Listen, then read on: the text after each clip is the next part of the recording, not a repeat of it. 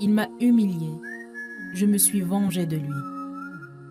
Il y a environ 1 an, j'ai rencontré Matt via Tinder. Nous avons échangé quelques messages amicaux pendant quelques heures et nous avons convenu de nous retrouver le lendemain soir après le boulot dans un bar au centre-ville pour boire quelques verres. Pour être honnête, Matt était très beau et j'avais tellement hâte de le rencontrer. Alors j'ai tout fait pour paraître belle à ses yeux. Je suis arrivée à temps, mais il n'était pas là. J'ai attendu 1 heure entière après l'heure prévue et juste au moment où je me levais pour partir, j'ai reçu un SMS sur mon téléphone. J'étais en colère parce que je croyais que Matt avait annulé notre rendez-vous. Mais quand j'ai vu un autre numéro s'afficher sur mon téléphone, j'ai décidé de l'attendre encore quelques minutes, le temps de lire le message et de répondre. Peut-être qu'il avait un empêchement, qui sait. En tout cas, le message disait « Je peux te voir transpirer d'ici ». Je n'avais rien compris et au moment où je voulais répondre, un deuxième SMS est arrivé d'un autre numéro. Combien de temps te faut-il pour te lever du lit chaque matin? Et puis un troisième SMS d'un autre numéro. Il y a un tremblement de terre ou c'est juste toi qui se lèves pour aller aux toilettes? Les messages ne se sont pas arrêtés. 3 numéros distincts, commentant des choses comme mes vêtements, ma manière de bouger et ce que je faisais.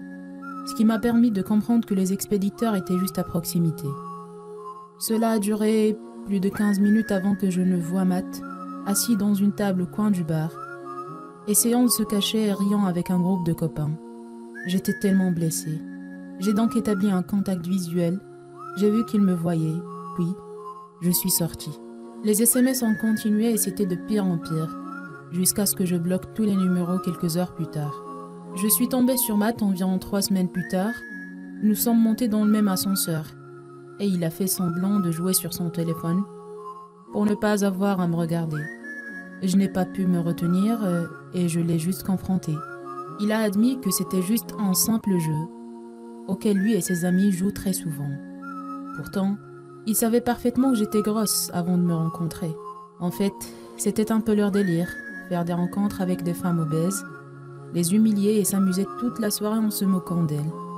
En tout cas, j'ai dit n'importe quoi et je suis partie en m'attendant à ne plus jamais le revoir de toute ma vie. Il y a environ 1 mois, un gastronome local a écrit une excellente critique de mon restaurant. Et depuis, nous sommes débordés. D'habitude, je restais surtout dans la cuisine, mais ces derniers temps, je présentais un peu les plats du jour aux clients. Le jour de la Saint-Valentin, j'ai vu par coïncidence Matt juste au moment où il s'installait à table avec une demoiselle, qui semblait être parfaitement charmante. Alors, j'ai demandé à Sabrina, une des serveuses les plus anciennes du restaurant, de faire de ce rendez-vous le pire qu'il ait jamais eu.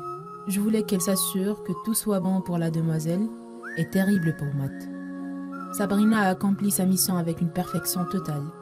Elle a renversé de la soupe sur sa chemise, de l'eau glacée sur son pantalon, et de mon côté, je me suis assurée que tout ce qu'il mange ait un goût de merde.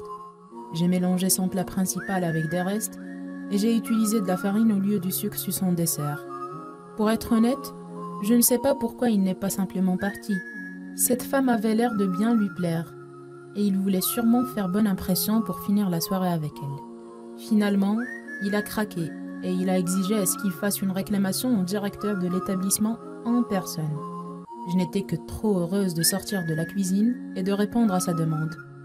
En me voyant arriver, il s'est senti humilié, et son front a vite commencé à perler de sueur. Je lui ai dit « J'aurais bien dit bonjour plus tôt ». Mais je ne voulais pas que le tremblement de terre perturbe votre dîner. Il était un peu trop ébranlé pour s'expliquer, alors j'ai pris une chaise. Je me suis présentée à la demoiselle. Il s'est avéré que c'était sa fiancée.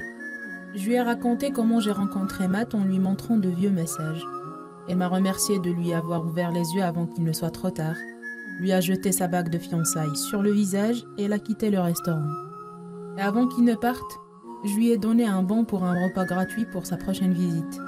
Matt a supprimé son profil Tinder le soir même.